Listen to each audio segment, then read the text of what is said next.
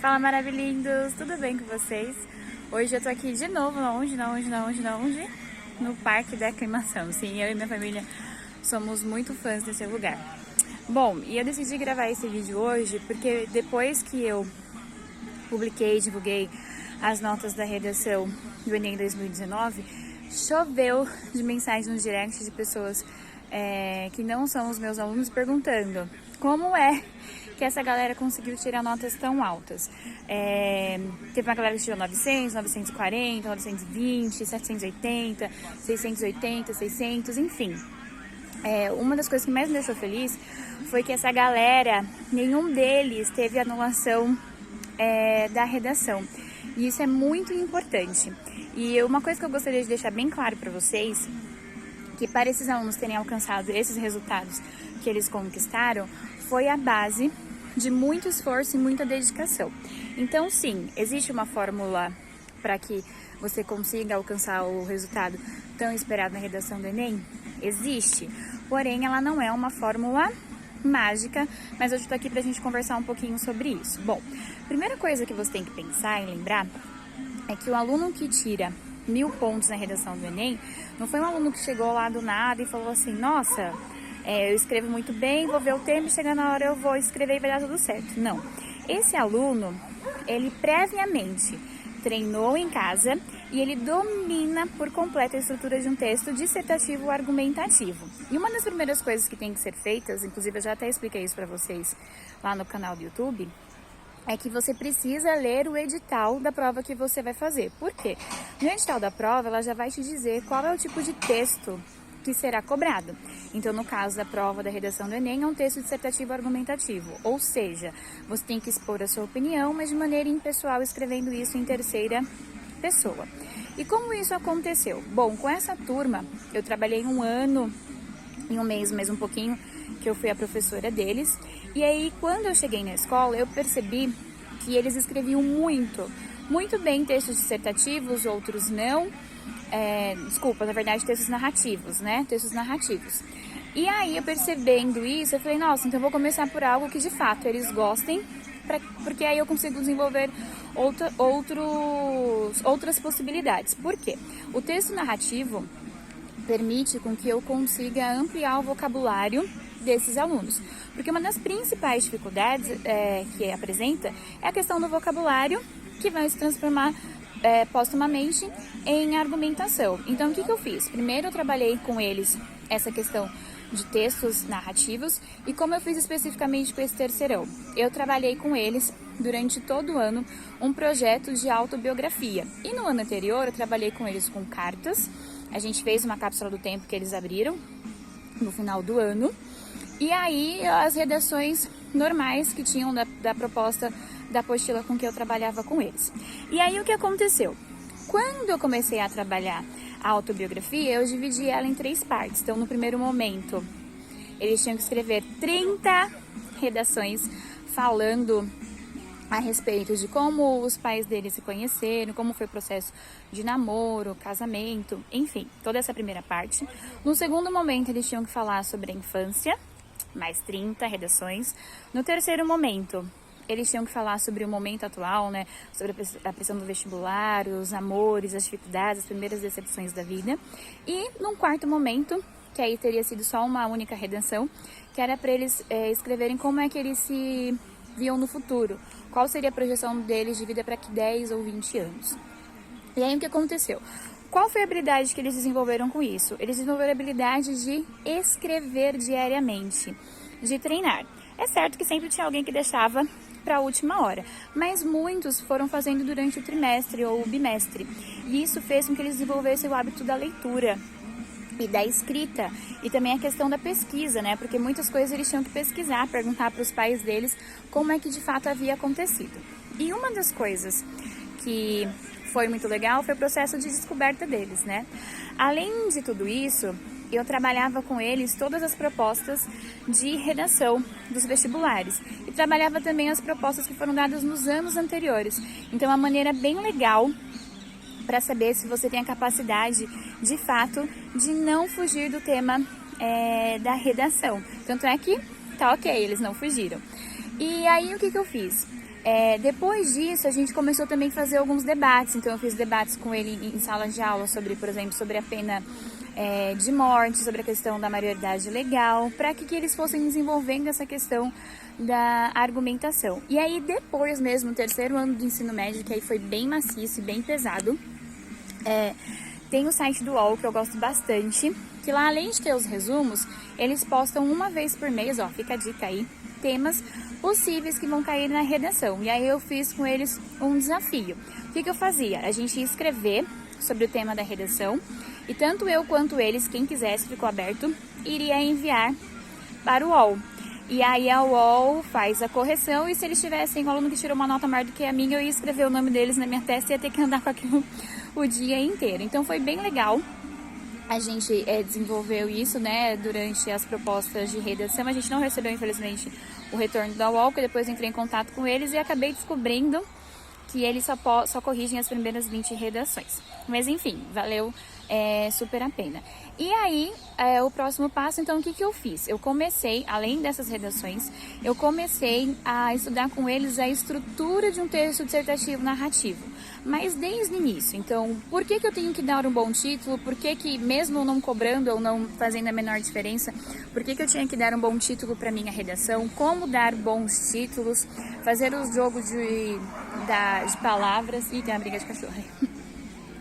Como fazer o jogo de palavras, como fazer uma epígrafe, como fazer uma citação, como que as matérias de literatura, história, arte, geografia, biologia, todas elas podem ajudar a escrever uma redação nota 1000, para que eles desenvolvessem também o hábito de ler assuntos que eram assuntos da atualidade e que sempre era um assunto que deixava a gente questionando alguns valores, né? Então, como que eu devo começar uma boa redação? E aí, o que acontece? Como que eu faço o desenvolvimento? Como é que eu faço o raio dessa conclusão, que tem que ter um projeto, uma solução? Então, eu fui trabalhando com cada uma dessas estruturas. Uma que eu bati bastante, além da introdução e desenvolvimento, lógico, foi a questão da solução para o problema. Uma coisa que eu sempre deixei muito claro para eles é que a solução do problema tem que ser algo que seja plausível, ou seja, não é algo que é uma utopia. Eu desejo que haja paz mundial. Então sempre vai ter alguém que vai querendo brigar, sempre vai ter alguém querendo guerra.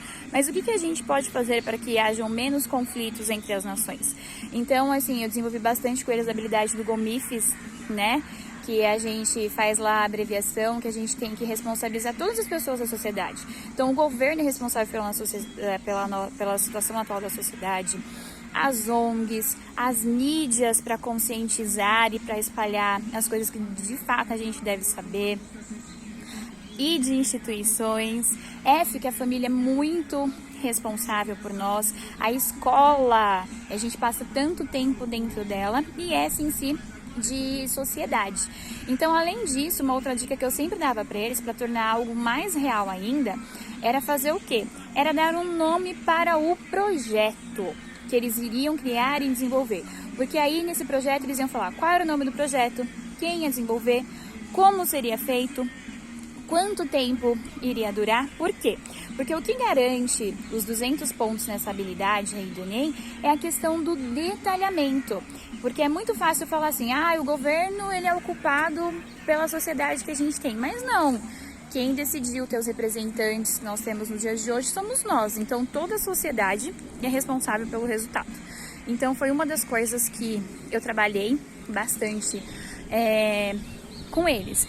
Então sim, um aluno que alcança 1000 pontos na prova da redação do Enem, ele em média faz 12 redações antes de ir para a prova. E na semana de provas, na semana de provas, é muito importante, pelo menos, ele fazer uma ou duas propostas de redação. E aqueles alunos que seguiram o passo a passo, conseguiram boas notas. Eu estou muito orgulhosa de todo mundo, independente da nota que tenha tirado, porque só pelo fato de não ter anulado a redação, isso já me deixa muito feliz, porque ninguém fugiu ao tema que foi proposto. Eu não sei se vocês sabem, mas a proposta de redação, antes mesmo da gente que faz a correção, antes mesmo dos corretores começarem a dar pontuação, primeiro ela passa por um processo chamado FEA, são formas elementares de anulação. O que é esse FEA? Antes mesmo da redação ser corrigida, primeiro ela vai ser avaliada para ver se ela não vai ser eliminada logo de cara. Então, se ela tem um número insuficiente de linhas, se ela fugiu ao tema proposto, então lá é um texto dissertativo argumentativo e você colocou um texto narrativo, se você colocou um poema, se você colocou o hino do Corinthians ou de qualquer outro time, né? Então, primeiro a gente vai ver se de fato a sua redação não merece ser anulada, se lá não tem um símbolo, se lá tem a sua assinatura. Então, tudo isso são elementos que anulam a sua redação. E aí sim, depois que ela passou por esse primeiro processo, depois que ela passou por essa primeira análise, aí sim, que aí o corretor vai começar de fato fazer a correção. Se você também não copiou trechos por completo, tá, dos textos base que foram dados. Então, geralmente, o que a gente pode usar? Então, por que eles colocam ali? É para confundir a nossa cabeça? Não, porque muitas vezes ali, não sei se vocês perceberam, tem vários dados estatísticos. Então, os dados estatísticos vocês podem utilizar, desde que vocês façam paráfrase, que vocês não copiem igual está ali. Então, de fato, não só o Enem, mas qualquer prova de processo seletivo de universidade, seja ela qual for, o que ela quer fazer? Ela quer selecionar os melhores. Então, sim, se você não conseguiu ter o resultado que você esperava, treine.